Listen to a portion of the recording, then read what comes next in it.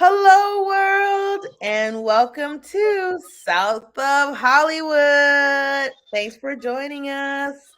Yes, this week I have my illustrious cousin, storyteller Ina Buckner. Ina, tell us all about yourself.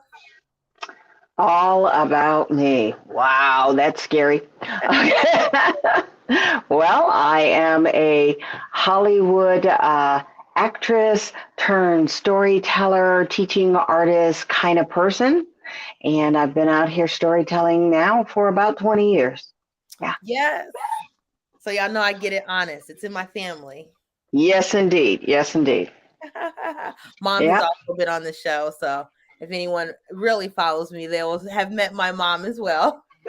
Yay. Yes. Well, we come from a very talented and hard working family. Yeah. Wear Definitely. a lot of hats. Yes. So let's just get right into it, Ina, with our first segment, coming attractions. So, I don't know, I watch a lot of TV, mostly streaming though, so I try to keep up though with like black shows and new stuff that's coming out. So what Mhm. about you? What have you been watching? Well, let's see. Well, we just got finished binge watching The Man Who Fell to Earth.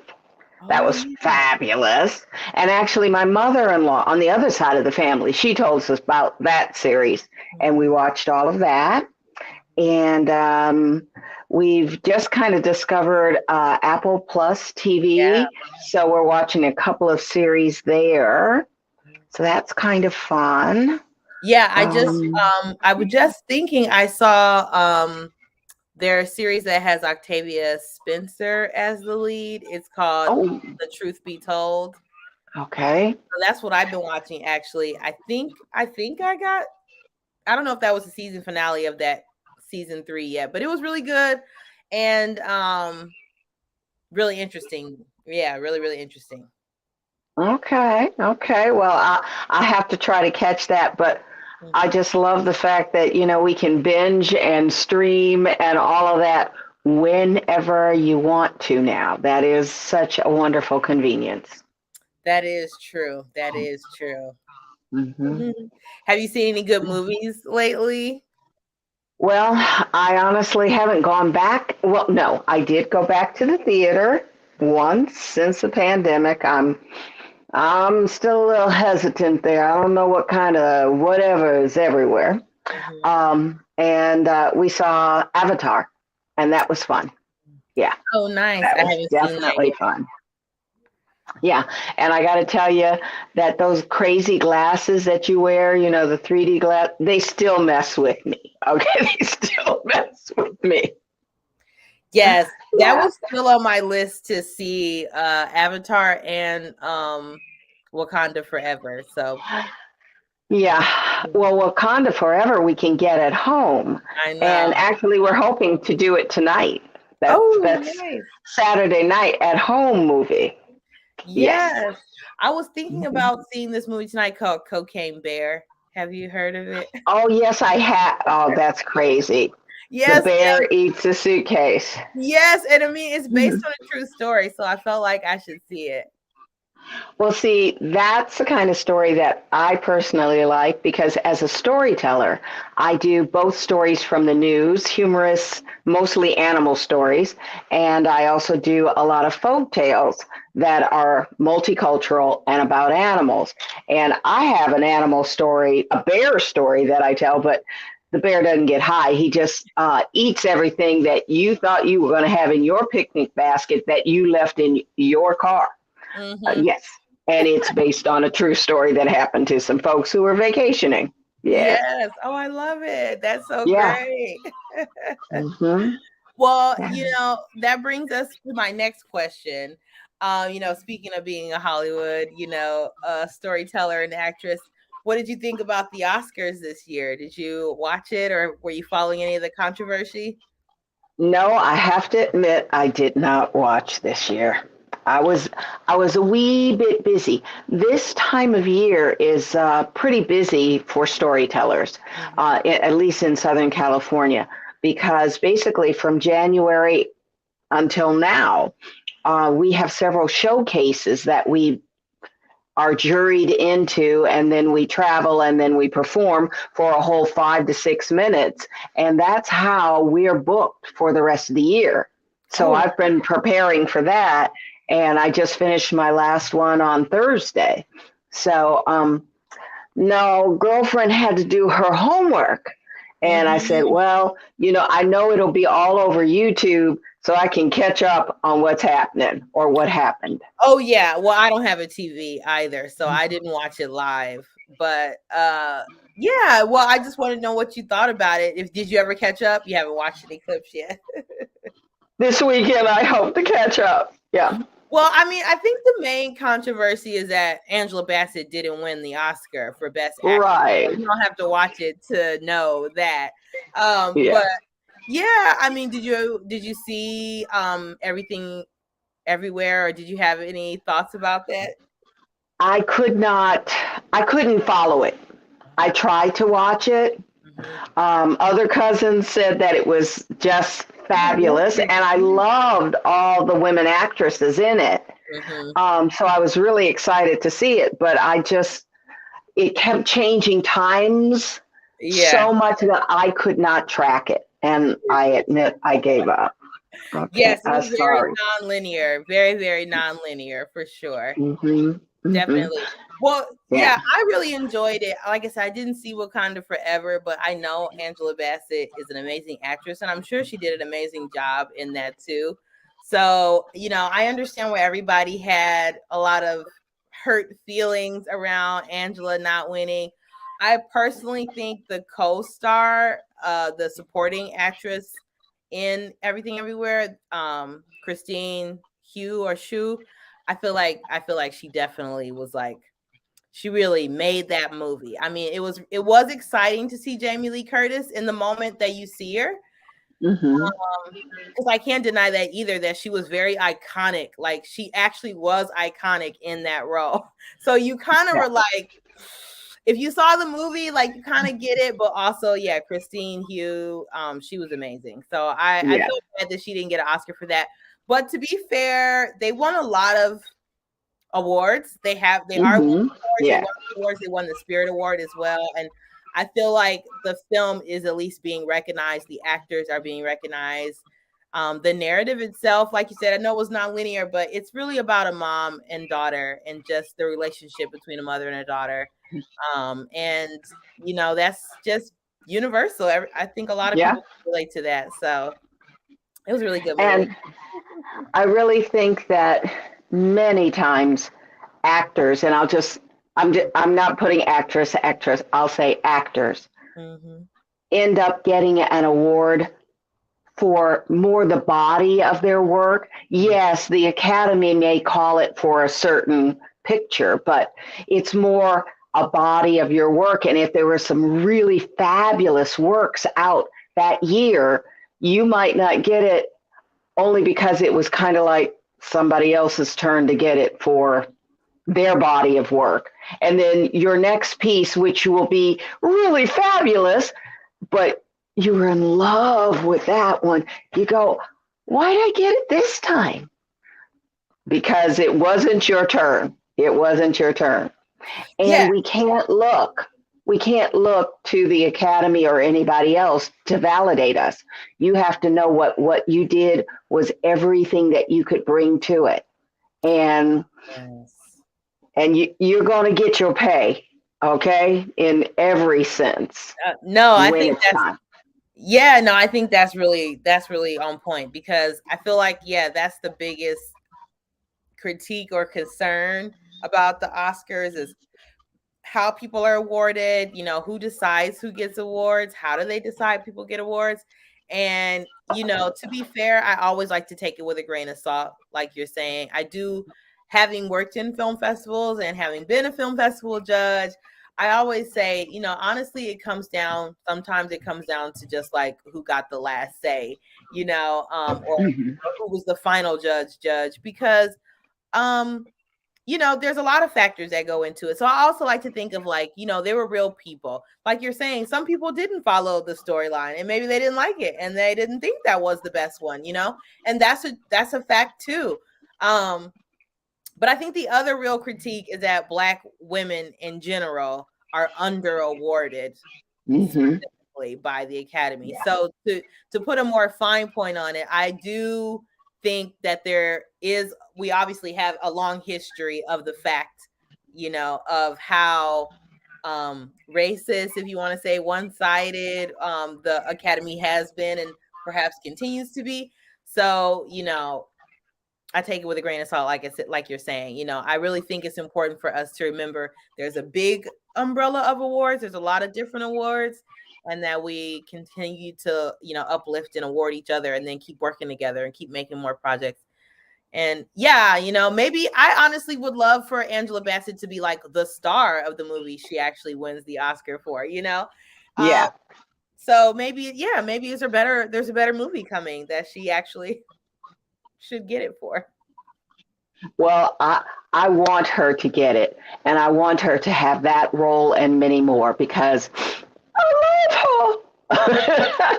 Yes, A she's matter of definitely. fact, in my other life, when I was producing videos, she was our spokesperson for one of them. And she's just eloquent and sophisticated and warm and funny and giving. And so I want her to win.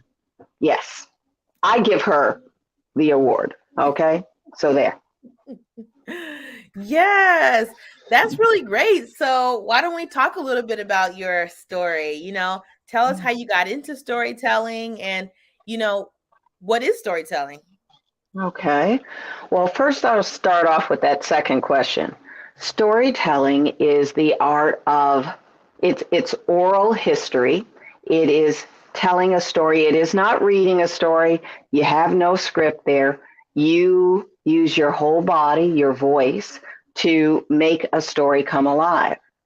And the way I got into it, I was actually only about 11 years old and I grew up in the Midwest in Illinois and Michigan. And, winters are fierce, kind of like what you're seeing right now in the news. Yeah, that's the kind of winters we used to have. And at lunchtime, one day they didn't have enough aides to watch all the kids after we had lunch. And as a sixth grader, if you were a good sixth grader, Mrs. Golden let you go up to our classroom and she kept a chart and everything. And you had the great honor of taking care of the animals in the classroom. So we had fish and gerbils and hamsters and mice, and we didn't have any birds, but Mhm. we had all these animals, and you could feed them and play with them and stuff after lunch. And one day they didn't have enough aides to supervise the younger children. So they decided, oh, just put some of them in there with the sixth graders. And well, 20, 30 minutes for a 5 or 6 year old with nothing to do is really not a safe thing. So my friends and I, who were feeding the animals, well, we took it upon ourselves to entertain the younger children. And I started making stories up about the animals and how we got them and how they learned supposedly all the things that we were learning, and they were teaching it to their younger babies and stuff like that. And so I got started making up stories about animals then. Flash forward, I had always been dancing and singing and acting and taking classes and all of that. And that's actually what I went to college for. I had a double major in TV production and in educational theater and television. And during high school and college, I also participated in forensics, which is competition in speech. And I did improvisation as well as prose and verse. And so I was used to telling stories. So fast forward to my 40s. I've been in Los Angeles for a while. I've been acting and, trying to make a little bit happen in terms of film and commercials and everything. And was blessed. And my 40th birthday, I won my first Emmy. And nothing spectacular happened. Okay, I got the award, but no fireworks, no electric thing, no lucrative Hollywood contract. And, my agent and manager tried to push it a little bit, but it just didn't get any traction. And so I said, wait a minute now, I've been hustling a long time. Okay. I must have some skill that God wants me to use. And so I went to the library and I wanted to check out the newest copy of What Color is Your Parachute? That career focus book. And while I was waiting, because I could see it behind the information desk librarian, she was working with a couple of people ahead of me. I noticed this brochure on the countertop for traditional arts, or traditional folk arts. And they were having a 3-day conference festival up in Calabasas of people who did folk dancing and told stories and played spoons and played washboards and all kinds of traditional instruments. And I saw that they had people coming in from all around the world to participate in this. Paid artists were coming to the LA area. And I'm like, how did I get on this ship? Okay, because I've been doing this since I was 12. I didn't even know this was a job you could, a job you could do. And I live here. I'm here already. Okay. So I went to every workshop they had in storytelling, as well as the folk dancing ones, because I actually kind of like that stuff. And the last night was sort of an open mic night so that you could perform whatever you had workshopped during the other days. And I told my personal story of how I got my driver's license, which, Reader's Digest version. Mm-hmm. I went to a sleepover, slumber party, and that's the name of the story. And I had learned I hadn't really learned. I just saw somebody hypnotize somebody and on some crazy TV show. And back in the day, when you had a slumber party, you do those finger liftings, where somebody tells a story and then you lift somebody up supposedly and you march them around the room and all kinds of silliness. Mm-hmm. Well, I told the story and I ended up telling it so well, I hypnotized the girl that was laying on the floor that we lifted up. And then I didn't know what I was doing, so I couldn't get her unhypnotized. We ended up in the emergency room in my town. Oh my God. Yeah, a little scary there, and of course they accused us of drinking and drugging and I'm like, no, all I did was open my mouth and tell the story, and now this girl won't come back too. Oh my gosh. Yeah, a little scary.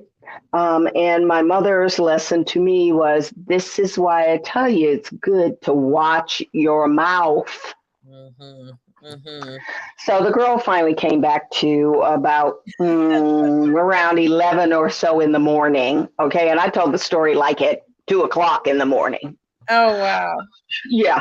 But my mother said, now you understand why you need to watch your mouth. I'm like, yes. So then she took me to get my driver's license and I passed the test. And ever since then, I know that I have to drive carefully and speak carefully. Right. Oh, wow. Yes. Yeah. So I tell this story and people are dying laughing because, I talk about the fact that, there's 7 of us in our little granny gowns and our pink little foam rollers, and we're marching around the living room lifting this girl that's, like 110 pounds with our fingers, just thinking we are it until we can't bring her back. Oh, it was It's a pretty funny story, and people followed me into the restroom after the event to tell me how good the story was. And I'm like, nobody gave me any of this kind of attention when I had that lovely little Emmy. Mm-hmm. Maybe this is what I should do. So Mm-hmm. then I started going to workshops um, in the LA area. Not so much now, but 20 years ago, there were several groups that would meet in different neighborhoods where people who wanted to do storytelling or wanted to hear storytelling would gather on a monthly basis. And I started going to that and um, taking other correspondence courses or video courses in storytelling, and just started putting it out there that I was there, ready to work, and started working in the libraries and schools in the greater LA area. And that's been 20 years now. And now I've done storytelling on international video, digital media productions, as well as things like this, Mm-hmm. as well as pretty much every library system between Santa Barbara and San Diego. Wow. Those are my regular venues. Yeah. Wow. I remember my mom told me that you've won an Emmy before, or more than one, right? You've won more than one? Well, I've actually won one and I've been nominated for a second. Yeah. Okay, cool. Yeah, my Mm-hmm. mom mentioned that. But yeah, I want to just talk a little bit about what do you think, is the relationship between storytelling and filmmaking? Why is it important to have this non-visual storytelling experience?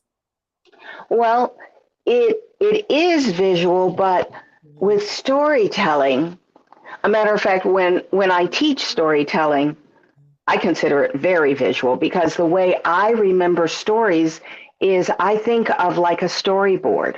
Mhm. And for each major section or um, part of the story, I visualize a picture. I don't visualize the actual words that I have to say. Usually, my beginnings and my endings are pretty set. I practice and say them almost verbatim, but the rest of it, I I play a little film in my head Mhm. of the different scenes of the stories, and I just tell you and welcome you in. And my style of telling is also participatory. So I make up little rhymes and chants or songs, and we do movement activities as well as call and response. And I think that both of them feed different parts of our psyche, parts of our heart. And it's all about us finding connection and finding the commonality between all people across the world. And when a piece is successful, it's successful because it tells a story that's universal. Mhm. Yeah, I totally feel that. Yeah, I definitely think that's what they have in common for sure. Um, and then, why do you think it's important to maintain this art form? I mean, you mentioned being in schools and libraries, traveling, being to go around the world. Why is this something that people are continuing to maintain? Why don't they just watching movies? Well, watching movies, it definitely touches you. Mhm. Definitely touches you. But storytelling is more organic, and the audience is more involved in the story. Um, and you're involved in a very real sense. Um, when you're clapping and singing and responding to me, or actually anybody who's gone to a good improv show, they know how it feels to offer ideas to the actors on stage and then to see them incorporated live. It it gives them a sense of ownership of the art.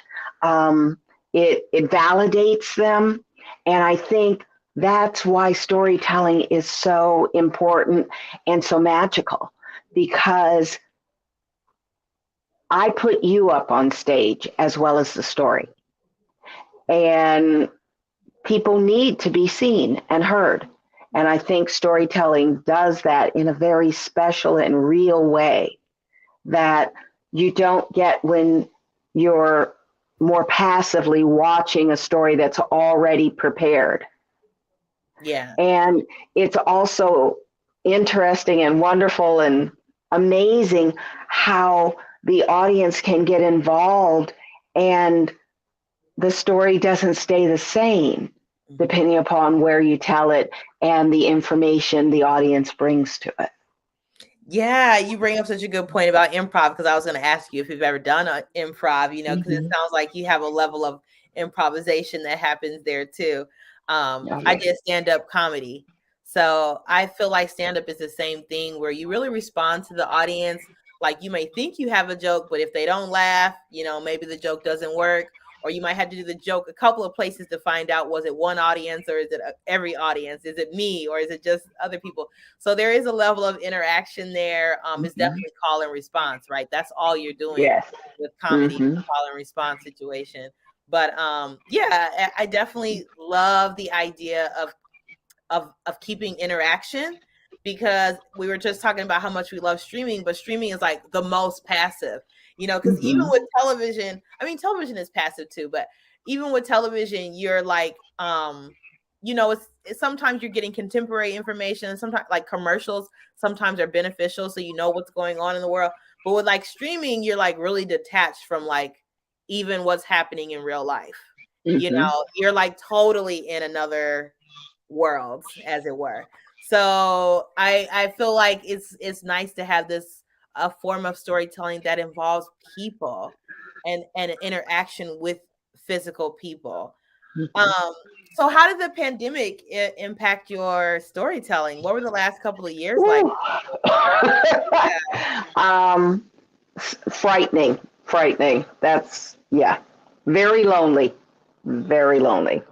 It took, I'm going to say about 6 months. And actually, it took about the first 6 months for me to kind of get schooled up on how to use the digital mediums. And I started producing my own shows with just me on a monthly basis and promoting them and trying to figure out how to promote them digitally. And so that was a big wake up, to say the Big least. change. That, Yeah. yeah, big change, big change. And then learning. One of the things that's amazing about the digital options that we have is I get a different kind of feedback from the audience when I do a show that's a webinar and the audience can only communicate to me through chat, as opposed to when somebody is letting me produce the show and we're using Zoom and they have the releases all signed, because most of my work is for children. Children and families. And so if the library system or the museum has gone through the process of getting release forms signed, then we can do the show with a gallery view. And it's so cool to have, Like on the kids in Zoom, like, Vermont. Yeah, with, yeah. all of those Hollywood squares, like how many squares can we get on that screen? Scroll over so you can see little Johnny and little Mary and Jesus. Yeah. So that's a lot of fun. And with some of the places, especially if it's a school show, I'm able to give them some supplemental material. And so, matter of fact, I think I can take this down. I use a real shakeré from West Africa, but we teach the kids to make shakerés out of found materials. So they get to show the shakeré that they made in preparation for the show, and we get to play it together. So that's a level of connection that you don't have with a pre-produced TV show. And there's room for everything. That's the beauty of it, I And love that. yeah. Well, I mean, I don't know if you know, that's one of the other things I did. I work with a lot of kids, either teaching film or looking at editing, dissecting film, working with storytelling. Here in LA, my first volunteer job was with young storytellers, and they actually like write screenplays and Right. kind of go through the process, which I never written a screenplay. I'm documentary. So I was like, oh, I've literally never done this. I'm like, I need to volunteer next quarter just so I can get like another screenwriting lesson. But maybe you could talk a little bit about what do you teach someone about this, and if someone young person was interested and they wanted a career and maybe they saw a pathway for them in storytelling, what advice would you give them? How do they get started?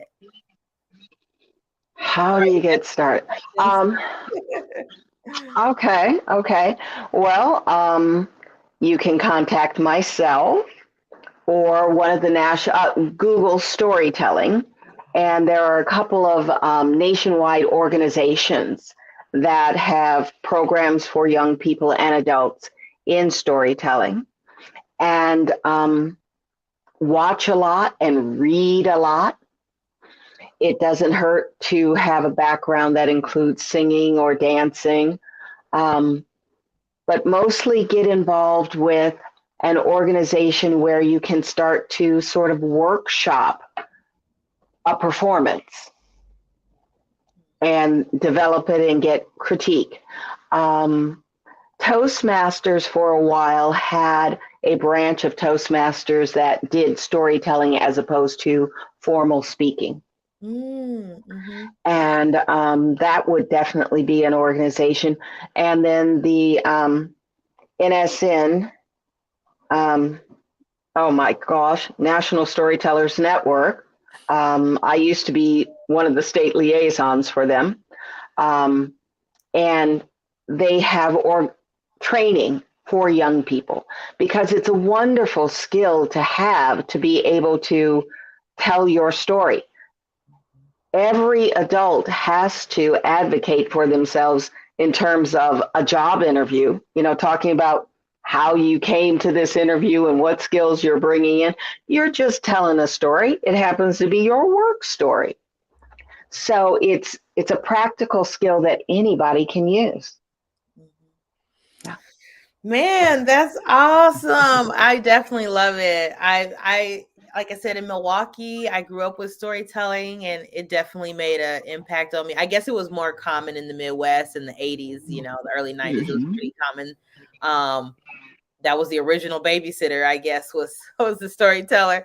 So I have a lot of people that were mentors when I was a child that are still in my life, and they're still storytellers. They still work with kids. They still teach, and they're just like Atacola. Shout out to Gerald, who used to make like the big murals and everything too. I think you might have met him before too. But yeah, just lovely artists, and there's so many artists, and I always thought they were great because they were interdisciplinary. So yeah, they were storytellers, but they were, like you said, dancers, performers, writers. Like I said, my friend Gerald, he was a painter, a sculptor, a muralist. So they also showed me that the form of storytelling can be in any kind of form, and in any way that you're actually expressing yourself, you're telling a story, and to be just more conscious and aware of it. So, like you're saying, to watch our mouths, because those words are really powerful and they really can move mountains. And so, what we learn in those stories and what we share in those stories are really important. Definitely. They stay with us for a lifetime, They do. It's amazing how you'll be minding your own self business and words that someone important to you will just come back to you. And it's like, they're not with me, but I heard it just as clear. Yeah. Yeah. That's so awesome. So how can people get in touch with you or support you, or, if you want to share Okay. any social media handles or your website, please let us know how we can Yeah. follow you. Okay. Well, sunshinestoryteller.com. That's my website. And then on Instagram, I am sunshine_storyteller. And I I now have a social media assistant who helps me keep everybody abreast of the upcoming shows. And the pandemic really crunched everything, and no shows were going on except for, the few that I was putting on virtually. And then after a while, more people started using, the virtual platforms. It's really just been in the past, yeah, I'll say year. LA was a little bit slower to open up to live performance, but as of last summer, we really started performing. But I can tell you, most of my shows are in libraries or museums or schools, and we're still being somewhat observant of, uh, you know, social distancing. And I actually, to help guarantee that I can be present for all of my clients. When I walk out my front door, I still wear a mask. Mhm. And then when I'm home or in my car, I'm not masked because I teach part time, so I'm with 50, 60 different students then. And then I'm all over Los Angeles. Well, this week I was in La Puente as well as San Diego. Oh, wow. So who knows Who you cross? Yeah, for what sure. I've exposed myself to. And I gotta say, haven't had a cold in 3 years, and that feels fabulous. That is good. I haven't Mhm. been diagnosed with COVID. I'm definitely trying to wear a mask in public, though, for sure. Definitely. Yeah, yeah.